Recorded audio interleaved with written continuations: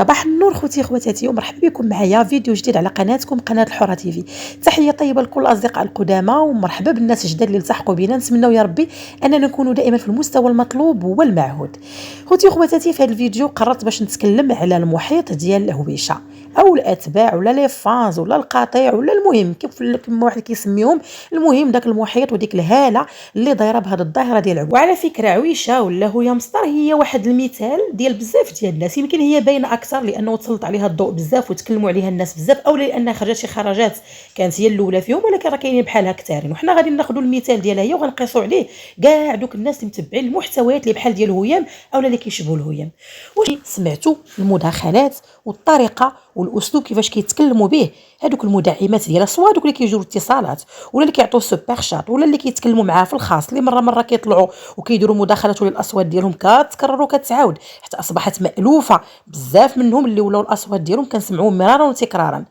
واش اخوتي وخواتاتي شفتوا العقليه وشفتوا النوعيه وشفتوا الكاليتي وشفتوا النيفو ديال دوك اللي كيتبعوها كيفاش دايرين، اللي كتسميهم هي الاتباع ولي فانز؟ راه فعلا ملي كنقولوا عليهم قطيع راه فعلا الاسم يستحقونه بكل ما تحمل الكلمه معنى. واحد النوعيه ديال النساء وديال اشباه الرجال اللي انا ما عمرني ما صادفتهم في حياتي الواقعيه بكل صراحه. ما عمرني ما شفت شي دل، يعني حنا كنعرفوا كاينين ناس مدلولين، ولكن القمه ديال الدل وديال الهوان وديال الحقاره وديال الرخص ديال هذوك المتصلات انا ما عمرني شفتو. كتبهدلهم وكتغسلهم وكتنشرهم وهما لاصقين باش يوصلوا واحد الفكره. واش هاد الناس هادو كيتخلصوا؟ واش عندهم شي هدف من هاد المداخلات؟ لانه لا يمكن ولا يعقل انه هادشي كله يكونوا محبين ديالها. راه سي غراف الا كانوا هاد الناس فعلا هاد السيده لهاد الدرجه متعلقين بها، فراه الخطوره كاينه كبيره فيهم هما اكثر منها هي راه غير شخص واحد بوحدها راه ما يمكنش توصل لهادشي اللي وصلت ليه كون ما كانوش دايرين بها دوك الطبالات ودوك المدعمات ديالها. وعلى فكره فيهم اللي قديم وفيهم اللي عاد التحق جديد، فيهم اللي كان مخبي وفيهم اللي باين وفيهم اللي عندهم قنوات وفيهم اللي غير متتبعين عادي. المهم بغض النظر على الاهداف ديال كل واحد منه من ديك عويشه، المهم كيبقاو انهم هما اللي صنعوا لنا هاد الطاغيه وهاد الجبروت ديال هاد هويام هادي اللي ولات كتحسب راسها فعلا انها شي حاجه مهمه وهي لا شيء.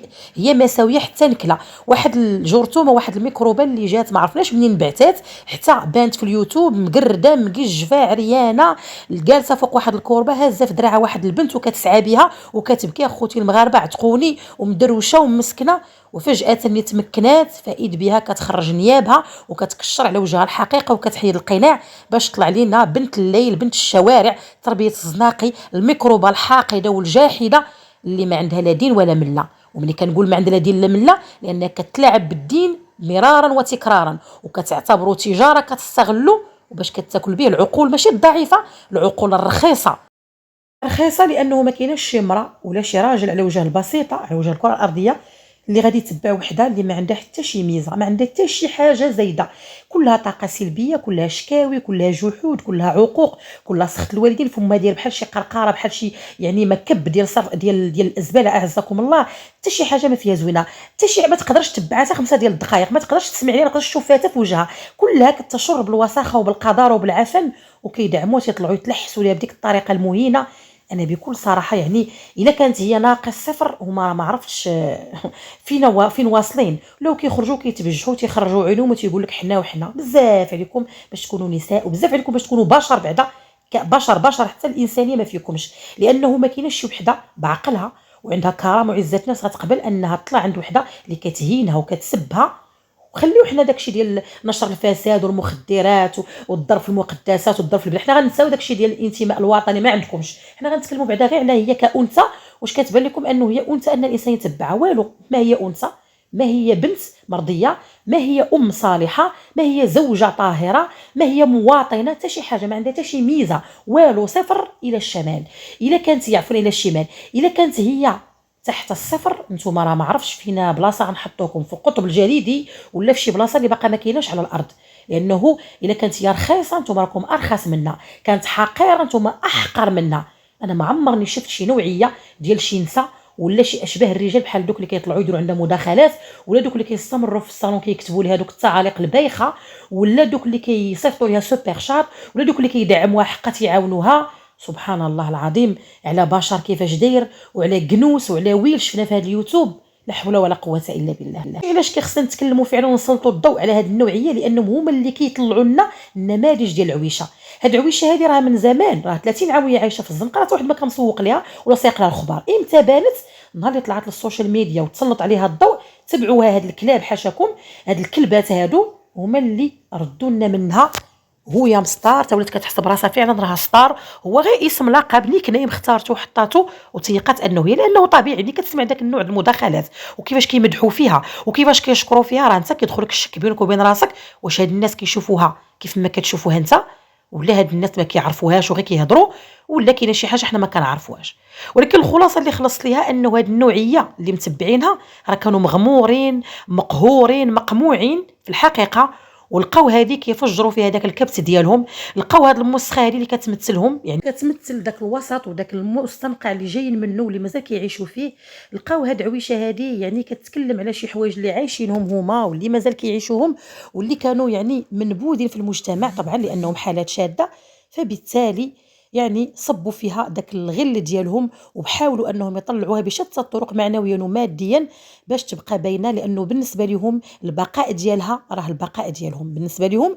الا هي تعطاتها فرصه وحتى تعطاتهم هما فرصه، زائد الحقد اللي حاقدين على المجتمع لانهم هما ناس فاشلين في حياتهم بشتى الطرق. شي مصيبه اللي هي كارثيه واللي هي ما قدرش تخرج منها ولا تنجح منها، لانه بزاف ديال الناس اللي عاشوا ظروف سيئه جدا اسوأ من هاد العويشه هذه ومع ذلك تخطاوها وحققوا نجاحات وفرضوا راسهم في المجتمع وغيروا من حياتهم. كاينين النساء اللي كانوا في الفساد ومن نهار اللي تعطاتهم فرصه بدلوا حياتهم واصبحوا من افضل النساء واصبحوا يعني امهات صالحات وزوجات صالحات. ولكن هذا البنادم هذا اللي كتلقاه موسخ حيت هو باغي الوسخ، ماشي حيت مفروض عليه، لا هو باغي الوسخ. والدليل هاد عويشه هي تعطاتها فرصه وتعطاتها الفلوس يعني باش تحسن وضعيتها وباش تخرج من داك الوسخ اللي عايشه فيه، ومع ذلك ما قدرش تنسى الماضي ديالها لانه هي مشات ليه حبا فيه، ماشي لانه تفرض عليها فرضا ابدا. كيف ما كتقول حقا الظروف الفقر، لا ماشي الفقر، لانه ما بقاش عندها دابا حاله الفقر، راها انسانه ولات غنيه عندها المداخيل يعني صحيحه بدون ما دير حتى شي مجهود، مع ذلك ما بغاش تغير من حياتها لانه هي كتستمتع بديك الوساخه. هي انسانه مريضه عندها شره ديال او داك الجشع الله يستر، ما كتشبعش لا في الماكله لا من الجنس لا من المخدرات لا من الكلام الخايب. هي انسانه شرهه. ما يطلق عليه بالشبق.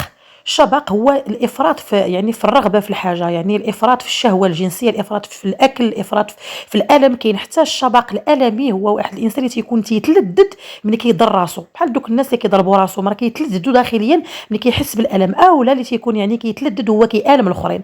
داكشي علاش كتشوفوها هي دائما داخله في المشاكل ما كتبغيش تخرج منهم، حيت هي المتعه ديالها الادرينالين ديالها كيطلع ملي كتخلق المشاكل والكذوب والزفوط ودير من هنا وتنوعر من هنا، عاد كتحس براسها موجوده. حيت انسانه فارغه من داخل جوفاء، ما عندهاش مثلا شي هوايه ولا شي متعه اخرى من غير انها تخلق المشاكل وتعيش فيهم، تخلق المشاكل لراسها والانتوراج ديالها بمن فيهم الاولاد ديالها. هي راه كتخرج وكتسبب لولادها بالمشاكل وهي عارفه هذا الشيء، لان ملي كتخرج وكتستفز المعلمات وملي كتخرج يعني كطيح بالدري راها كتسبب ليه مشاكل في المدرسه ديالته بالاقران ديالو، غيعيروا بها غيتنمروا عليه وغيتنمروا على البنت، ومع ذلك ما عندهاش مشكل. اولا لانها كتطلع بهم القناه، ثانيا لانها كتحقق بهم المتعه الداخليه. راه خصكم تعرفوا ان هذه الانسانه راه عندها اضطرابات في السلوكات، اضطرابات نتيجه الادمان على بزاف د الحوايج منذ سن صغيره، الزناقي والدوران وبزاف ديال الحوايج اللي دازت منهم، كيف ما اعترفت بهم هي التكوات وكوها بالعافيه. والله يستر عندها داك التعلق المرضي بالرجال، مريضه بالجنس وبالرجال بصفه عامه. داكشي علاش ما تقدرش تعيش بلا بهم. وراه خرجت واحد خيتنا من الاتباع ديالها كتقولها، قالت لك بانها ما تقدرش تعيش بلا بهم لانه ما كيعرفوها حيت نفس النوعيه ديالتهم، شي هذوك اللي متبعينها وكيدعموها سواء في الخاص ولا في العام.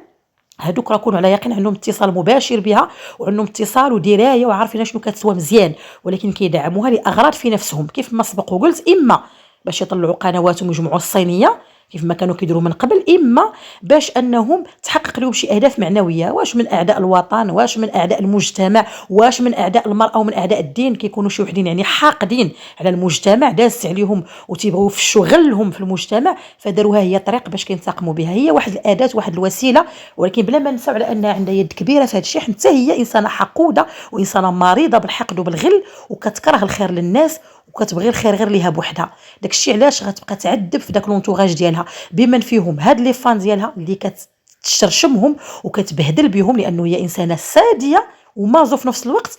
ولادها اللي كتحتقرهم وكطيح منهم وكدير تخوي لهم يعني حياتهم النفسيه ومستقبلهم، يعني راه كتدمر نفسيتهم والمستقبل ديالهم. ويبان فيها الازواج ديالها ولا صحابها ولا دوك اللي كيكونوا معاها نفس الشيء. اي واحد يعني الاصدقاء ديالها لونتوراج كاع اي واحد عنده علاقه ولا عنده قرابه معاها واتصال ولا شي حاجه معاها الا وغدوزها عليه، حيت هي انسانه كتلدد ملي كتخرج وكتسبن عباد الله وكتشوف الناس مدلولين ليها، حيت هي في الاصل انسانه مدلوله. والمدلول ملي كيوصل لواحد الدرجات كبيره ديال الذل كيولي حتى هو كيمارس داك العمل على الطرف الاخر. هادشي يعني ماشي كلام ديالي انا ولا انا اللي جايبه، ولكن هذا كلام كاين في كتب يعني علميه وطب نفسي اللي كيقولوا بان الانسان اللي تيكون يعني مازو يعني كيتمارس عليه لا الصاديه في واحد ليفل وفي واحد الدرجات في واحد تقدم السنوات كيولي حتى هو كيمارس الساديه اللي تمارست عليه على وحدين اخرين بصفه عامه، سواء في الجانب الجنسي ولا الجانب العاطفي ولا الجانب العلاقاتي، اي حاجه كيولي هو انسان صادق. وهادشي اللي واقع ليها، داكشي اللي داز عليها راه كدوزو على الانتوراج ديالها. فهادوك الطبالات والنقافات وداك القطيع ودوك الشله ديال الشر ديما دوك الشياطين دايرين بها، راه عند بالكم انكم كتعاونوها في حين انكم راكم نتوما غاديين بها للهاوي وغاديين حتى براسكم. راه خصها العلاج وحتى نتوما خصكم العلاج. هي خصها متابعه يعني ديال اضطرابات السلوكيات. انا ما كنقولش انها مريضه، هي انسانه مدمنه ولكن عندها اضطرابات في السلوكيات ديالها نتيجه يعني داكشي اللي دوزات واللي داز عليها. وبالتالي يعني الانسان ملي كيكون كيتناول المخدرات واحد المده طويله، وهي راه ماشي كتناول المخدرات، يعني كتخلط الدعوه ادويه وقرقوبي وهادشي اعترافات ديالها هي طبعا. وحتى يعني الطرق ديال الممارسات ديالها كانت طرق اللي شاده، وهذا الشيء واضح جدا وراه سبق صرحوا به يعني اللي كانوا معاها من قبل بطريقه غير مباشره. هذا خلاها توصل لهذه المرحله ديال الشبق وديال الشره وديال الله يسر اللهطه اللي ما كتشبعش، وكتمارس هذا العمل كتمارسوا هذاك المحيط ديالها. اذا انت دوك اللي متبعين انتم خصكم المتابعه والمعالجه، خصكم تطهروا وتخلصوا من داك الحقد اللي حاقدين على المجتمع واللي حاقدين على الاخلاق والسمعه. لانكم ملي كتطلعوا وحده بحالها وكتبغوا تردوها في راس القمه وتبغوا تقلبوا الهرم ديال المجتمع المدني، فانتم ناس اللي ماشي طبيعيين، ناس اللي ماشي في صالح المجتمع، ناس اللي فعلا اعداء ديال هذا المجتمع، اعداء ديالنا بطريقه او باخرى. لانكم كتشجعوا لنا وحده اللي فاسده واللي كتنشر الفساد وكتنشر العقوق وكتنشر سخط الوالدين وجميع الافكار السوداويه والطاقه السلبيه. انتم كتدعموها عمدا متعمدا. عند بالكم راكم كتحداو القنوات الانتقاد او لا كتحداو المغاربه الحرار، في الحقيقه راكم كتحداو غير راسكم وكتحداو القيم والاخلاق اللي في الاخير غادي تنتصر. طال الزمان ولا قصار غادي تنتصر. هذيك عويشه غيجي واحد الوقيته وغتكون النهايه ديالها، سواء يعني عن طريق السلطات ولا غيسلط على الله شي غضب، ولا المهم الزمن كفيل بان ينهيها. بزاف ديال الظواهر اللي قبل منها واعتى منها وجبر منها وتسالاو، فما بالك بها هي اللي لا شيء، اللي هي نكره فقط عطات لها واحد شي شويه ديال الفلوس بارابور للناس اللي واصلين فين، شي شويه ديال الجبروت. فاكيد غادي يجي واحد النهار وغتسالي هاد الظاهره وغتقادها، لانه لكل منحنى طالع ولا بد كيكون يعني الفتره اللي كيكون فيها يعني داك الازدهار وكتعاود ثاني تهبط وتنزل وكتنضاطر وكتنتهي وكتمشي الى مزبله التاريخ، وغادي تمشيو حتى نتوما معاها. وديك الساعه غادي تبقاو عايشين دائما بهذا التانيب الضمير، الا عندكم طبعا شي ضمير، زائد انه غيتسلط عليكم الدعوات واللعنات. لان المغاربه كلهم كيسبوكم وكيلعنوكم. اي واحد كيدخل يتفرج في اللايفات ديالها ولا كيشوف دوك المقاطع ديالها وكيشوف الدعم ديالكم ودوك المداخله ديالكم، صدقوني انه كيلعنكم وكيسبكم يا في الخفاء يا في العلن. كونوا على يقين، حنا كنخرجوا كنتكلموا، ولكن راه ملايين ديال الناس اللي كيتفرجوا راهم كيسبوا كينعلوا، كلشي كيتف عليكم اللي في السماء واللي في الارض. فبكل صراحه انا كنصحكم انكم تمشيو تعالجوا راسكم. ديك الفلوس اللي كتصيفطوا لها وداك الوقت اللي كتضيعوا معاها في اللايفات، سيروا قلبوا على شي علاج وسيروا داويوا راسكم. راه ماشي عيب انكم تعالجوا من هذا الادمان اللي وليتوا مدمنين عليها وعلى الكلام الخاسر ديالها بكثره ما كتسمعوه من 8 الصباح وانتم معاها في اللايفات حتى ل 2 الليل يوميا على مدار الساعه. فاكيد راكم وليتوا مرضى مهووسين بها. ديك الفكره الغلطه اللي عندكم في دماغكم انه هي مسكينه وحاله انسانيه ومريضه وانكم نتوما احسن منها وكتعاونوها ماديا ومعنويا، صدقوني في الحقيقه هي اللي شادكم بحال هاد السلسله هذه اللي في هاد الصوره، هي اللي جراكم من ديك السلسله ودايركم عبدين عندها، مستغلكم بشتى الطرق، وهي فعلا اللي كتمارس عليكم الساديه ديالها وانتم مغمضين عينيكم. شوفوا مزيان في الصوره وشوفوا في المرايه، غتشوفوا حقيقتكم اللي كتحاولوا انكم تغطيوها وتوهموا راسكم على انكم محسنين وانكم كتعاونوها لانها مسكينه. وفي الحقيقه انتم هما اللي مساكن ومحتاجين المعاونه المعنويه والنفسيه، واصبحتم اتباع وعبيد. الوحده هي اصلا حتى هي عبده للشهوات ديالها وعبده للهبال والحماق ديالها اللي كتطلع منه الفلوس والدراهم الصحيحه. وهذاك التعاطف ولا انكم كتشوفوا راسكم فيها ولا كتفكركم بايامكم هي السلسله اللي جركم منها واللي غتبقى مجرجراكم موراها الى ما لا نهايه. هي ما غتعياش لانها كتلذذ بكل لحظه كدوزها عليكم، وبكل لحظه نتوما كتعانيو وكتدللوا ليها هي كتحس بالسعاده وبالقوه وكتزيد تكبر وكتزيد تطغى. ما عمرها تطلق منكم حتى تسالي معكم وتفضي معكم تماما وتخليكم شرويطه جرتيله ما صالحين حتى شي حاجه لا لراسكم ولا لولادكم ولا المجتمعات ديالكم. كما دازوا اللي قبل منكم غدوزوا حتى نتوما. من بعد ما كلاتهم اللحم رماتهم عظم، طوعاتهم على طول يديهم ما عقلاتش عليهم وما تلفتاتش موراهم. هما اللي كانوا كيظنوا انهم شادينها وانهم كيعطفوا عليها، وبالعطف ديالهم بالمساعده راهم قابطينها بين يديهم وراهم عندهم مصدر قوه. على العكس كلاتهم وقدداتهم وطوعاتهم وخلاتهم تايهين كيتخبطوا ما عارفين لا فين يشدوا ولا مع من يتبعوا، دايرين جايلين لا كرامه لا عزة نفس لا قيمة لا تصالح مع الذات لا رضا عن النفس لا رضا العبد ولا رضا الله. صاروا كل شيء كيف ما كنقولوا لا رزق يبقى لا وجهه تنقى. حتى لهنا غيسالي الفيديو، واخا طولتو بزاف واستسمح لانه خديت من وقتكم هذه المده كلها، ولكن كان ولا بد انني نوصل الفكره وجهه النظر واخا الكلام كثير وما يقدوا لا فيديو ولا جوج. كنتمنى فعلا انني نشوف الاراء ديالكم وتعاليقكم كيف ما العاده. تحيه طيبه مني لكم والى فيديو اخر. السلام عليكم.